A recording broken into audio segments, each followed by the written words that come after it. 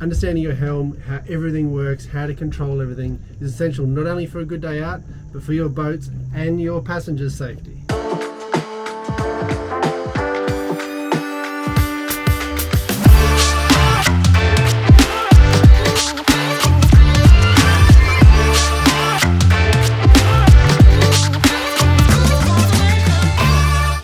Welcome back to the Rudder. My name's Damian. Welcome aboard Antoinette, our Merry Fisher 895.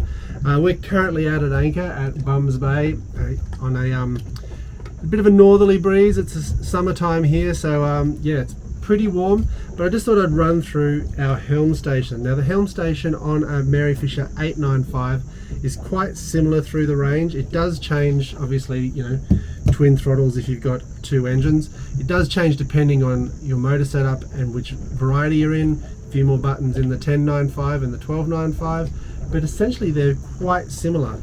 Before we get too much further, I just wanted to go through actually how you stand at the helm.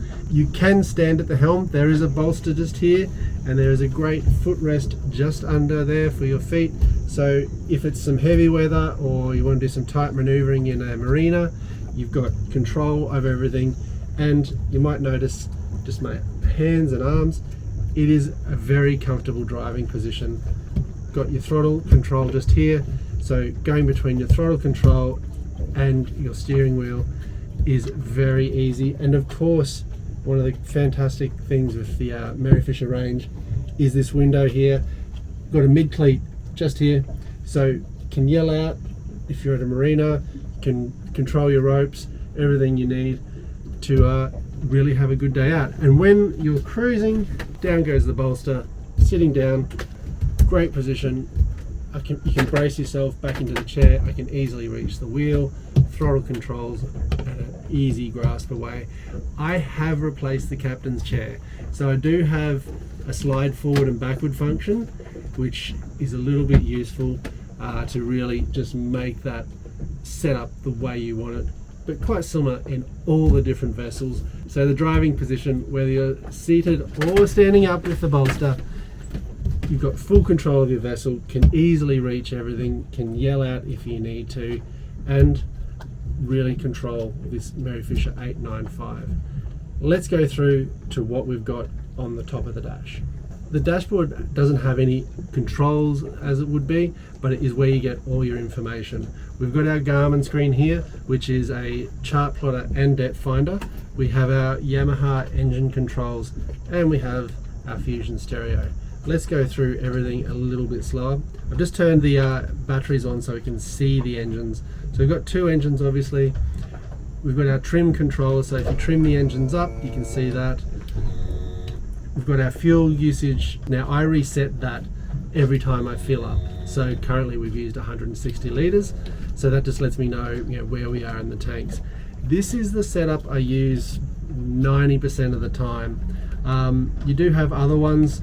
The engine, obviously if you get an alarm or something, you're going to be going to this screen to find out if you've got a temperature issue or a oil pressure issue. You can see all our voltages here.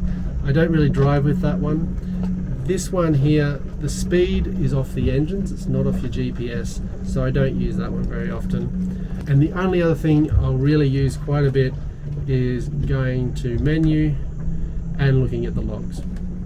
So we can see the trips, how many engine hours, and obviously after you get them serviced, that gets reset back to zero for your service times. Alright, so that's the Yamaha controller. Over to our Garmin GPS and plot finder. What we see here in front of me is the one we're using most of the time, especially when we're at anchor, but if we're driving and there's no depth issues. So obviously we're at anchor. This is a touchscreen version, which is very pleasant to use. So you can see the circle here. We're bobbing around, zoom out a little bit, in Bums Bay here on the spit. So I've got my anchor circle. You can see the depth over here, time of day, and GPS speed. Obviously GPS speed is what you really want to use to know how fast you're going over ground. If you're wanting to get the depth and keep charting, I use this screen most often, so we can get our depth quite easily. and all other information. One of the great benefits with this unit is, and if we just zoom, I'll just go back a screen, if we zoom out, you can see my path here. You can save that path into a track and then use that track another day. So in info, user data, tracks, we've got saved tracks, and you can see all the places. You might recognize some of those places from our videos. And if we put one of those in, if we wanted to go to Peel Island and we want to follow that track forward, it'll think about it for a second and show me the way to go. Alright, we don't want to do that, so we'll get rid of it. These Garmin units are very advanced. You can do a ton more with them. I've done another video going through all the bits and pieces, but they're the ones I use 99% of the time. There are some very simple things like tides, if you want to know what the exact tide is right now. Yeah, it's almost high tide. It's almost dead on high tide. So those sorts of things are very useful. And let's zoom back in and make sure we haven't fallen out of our circle. Next one down is the Fusion Stereo. I'm not going to go through this very much at all. Obviously, it's how you connect not only Bluetooth devices, so we can listen to Spotify or whatnot through Bluetooth. You can listen to the radio, and that is pretty much what we do nearly all the time. Also, we use a tablet for our TV, so we can watch it up here, we can watch it out the back, we can watch it in bed, and that can also Bluetooth through to this Fusion Stereo unit. One last thing, we've got these ports over here, and if you wanted to like be old school and save all your music to an MP3 file, you could stick in a USB, put it in there, and that'll be media for your Fusion unit. So that's in there. Very handy. Some USB 5-volt chargers. I often have those going for the phone, so I can put my phone here and charge it up. And probably something that used to be really useful, but you don't really see it much anymore, the cigarette lighter power charger, power port. I've got a coffee machine that uses that. I can check out that video here, but that's about all we use it for. So this is the dashboard. Only last thing, cup holder, great place to have it. My water bottle, coffee, beverages can fit in there, and there's a little bit of space around, to put your phone or other things. So that is our dashboard setup. Moving on down to the next section, probably the most important bit. You got your steering wheel. Once again, nice, whatever that is, 10-inch, 12-inch steering wheel. Very easy to use. It is electric steering, so it's very light. I can turn twin 200s quite easily. And our throttle control. I've got them turned on at the minute, so you can see they're ready to turn on. Got your trim tab, trims for the engine just here on the side, which is both engines united. If for some reason you had an engine malfunction or you just want to lift them individually, you can do that just here. And this is an older generation throttle body, so it doesn't have Helm Master and a few of those other tricks, but it certainly satisfies my needs. And with twin motors, obviously you can split the joysticks. Down a little bit further, bow thruster. I love the bow thruster. With twin motors and a bow thruster, it feels pretty much like you've got auto helm. I know auto helm is even better, but you can really move this boat in a very precise way. You can split the throttles and do a bit of bow thrust, and you can spin on the spot. You can put it in reverse and turn the engines, use the bow and crawl the boat sideways. Very useful. We've just had to replace the battery on that one after 3 years of use, so something to look out for with your bow thruster. But obviously before you rely on it, turn it on and make sure that it's working. When we first started to notice that perhaps the battery was going a bit flat, when we turned it on, the beep, which is usually quite sharp and piercing, sort of warbled a little bit. So if you're starting to hear that, perhaps test your batteries. But yeah, before you get into any trouble and require your bow thruster, make sure you test it before going into the marina. Lastly, at sort of this mid-level is the windscreen wipers. Individually controlled. There is a touch button, so you can just turn it on and off, and it will just wipe while you're pressing it down. And then if you press it backwards, it'll turn it on and just wipe.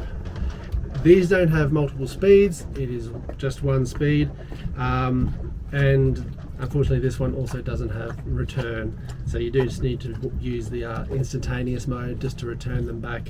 But if you don't have a passenger, you can just use one if you want both going at the same time. We are moving down to the next level, and I guess with the windscreen wipers, this is something I do find a bit odd. This button down here is the windscreen wiper washing. So if you just, if you want to use the windscreen wipers, you turn it on here and you've got to press down here to wash the windscreen, which can get a little bit, if you're going through some heavy weather, you're getting salt over everything, and you need to use both while controlling the steering wheel. It's perhaps not the best setup. But let's go through all the buttons before that. Starting on the port side, here we have our either anchor light or navigation lights. Very easy to remember this. If you're going forward, as in you're moving, if you press it forward, you get your nav lights and your anchor light and your all-round white. If you just press backwards and you're stopped, it's just your anchor light. Very simple. The next two are our manual bilge pumps. If you want to manually bilge, there's one down there and there's one in the back. If you manually want to pump out some water, for some reason it's the auto trip's not working, you can manually turn them on here. The next one, which is where it's on because we're at anchor, is our water pump. So that stays on quite a lot. The next one, I wish it really wasn't here. I wish it was kind of out of the way, because if your knee is around, and actually coming out of the dock yesterday morning, I touched the anchor with my knee. So if your controller at the bow is not working, or you want to control it all from the helm station, press this way, up for up and down for down. So, or I wish there was a protective bar which is in the 1095, something here just to stop your knee getting in the way of that one. And I've just had also in the series 2 of the Mary Fisher 895, they listened to my other videos and they put that bar in to stop you having a knee incident.